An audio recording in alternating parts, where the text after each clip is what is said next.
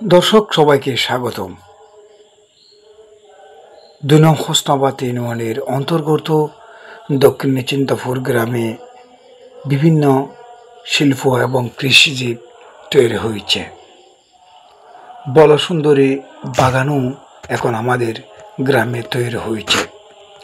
আমরা আজকে দেখতে দেখতে অনেক দূর পাড়ি দিয়ে আমরা পৌঁছে গেলাম সেই বলসুন্দরী বাগানের গন্তব্যস্থানে। বলসুন্দরী ভরই চাষের জন্য প্রথমে জমি ভালোভাবে চাষ দিয়ে আগাছা পরিষ্কার করতে হবে এবং সুনিষ্কাশনযোগ্য ধোঁয়াশা মাটি নির্বাচন করতে হবে।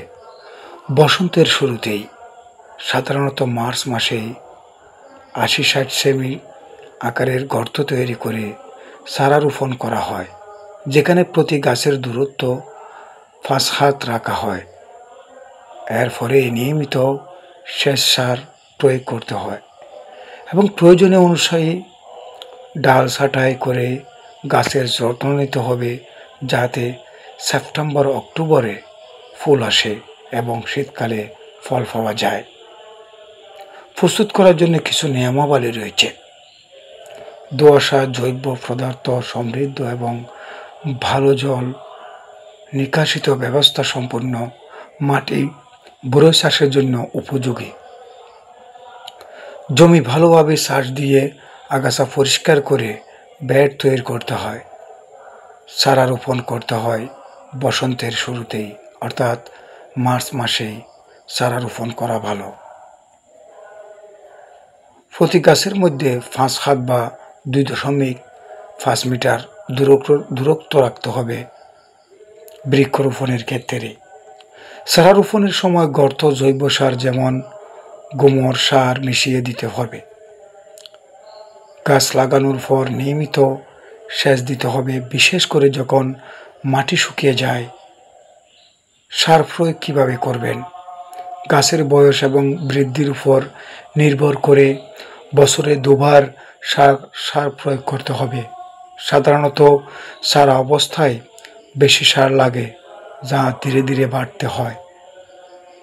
গাছের অতিরিক্ত ডালপালা ছেঁটে দিতে হবে, যাতে গাছের আকার ঠিক থাকে এবং ফলন ভালো হয়। দক্ষিণ নিচিন্তাপুরে এমনই একটি আমরা বলসুন্দরী বাগানে পৌঁছে গেলাম। এটি দক্ষিণ নিচিন্তাপুর ২ নং হোসনাবাদ ইউনিয়নের অন্তর্গত জনাব মোহাম্মদ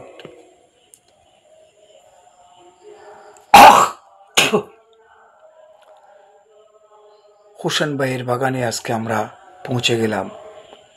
বহুদূর এগুতে আঁকাবাঁকা রাস্তা, একেবারে দক্ষিণ নিচিন্তাপুরের সীমানার শেষ প্রান্তে আমরা এসে পৌঁছালাম সেই বলসুন্দরী বাগানে। আজকে দিন দিন আমাদের এলাকার মানুষ একসময় কৃষিজীবী বললে তাকে অনেক ছোট্ট মনে করত। যখন বাংলাদেশের শিক্ষিত মন্ত্রী, মিনিস্টার, প্রত্যেক শ্রেণী পেশার মানুষ সবাই কৃষিবিদের দিকে দৃষ্টিভঙ্গি দিয়েছে, তখন থেকে আমাদের গ্রামের মানুষের দৃষ্টিভঙ্গি পাল্টে গিয়েছে। আজকে আমরা দেখতে পেলাম যে কৃষিজীবের উপরে গুরুত্ব আরোপ করছে সরকারই। কিন্তু একটি জিনিস লক্ষ্য করা যায়, যখন গ্রামীণ অঞ্চলে এভাবে করে সুন্দর মনোরম পরিবেশে বাগান তৈরি হচ্ছে, মানুষ স্বাবলম্বী হচ্ছে, দারিদ্র বিমোচনে এক অঙ্গীকারবদ্ধ চ্যালেঞ্জিং হয়ে দাঁড়িয়েছে। যখন মানুষের আস্থা উঠে গিয়েছে বিভিন্ন ব্যবসা বাণিজ্য থেকে, তখনই মানুষ কৃষিজীবের দিকে দৃষ্টিভঙ্গি দিয়েছে। এই গাছগুলিতে একটি গাছের মধ্যে আপনি চাইলে ৩-৪ মণ পর্যন্ত আপনি বড়ই সংগ্রহ করতে পারেন।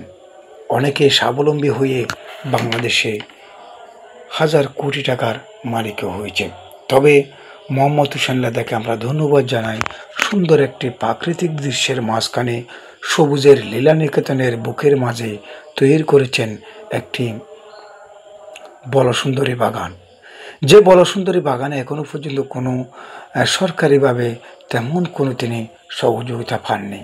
যদিও বা কৃষিজীবীর উপরে যে গুরুত্ব সরকার দিচ্ছে, আমরা মনে করি যদি তিনি সরকারের কাছে আবেদন করেন তাহলে তিনি সহযোগিতাও পাবেন, কারণ এখানে অনেক টাকা ব্যয়বহুল করতে হয়। প্রিয় দর্শক, দক্ষিণী চিন্তপুরে আমরা এক একটি বাগান আপনাদেরকে দেখাবো। প্রিয় দর্শক, বিডি মিডিয়ার পক্ষ থেকে আপনাদেরকে স্বাগতম জানাচ্ছি। এখান থেকে বিদায় নিচ্ছি। ধন্যবাদ।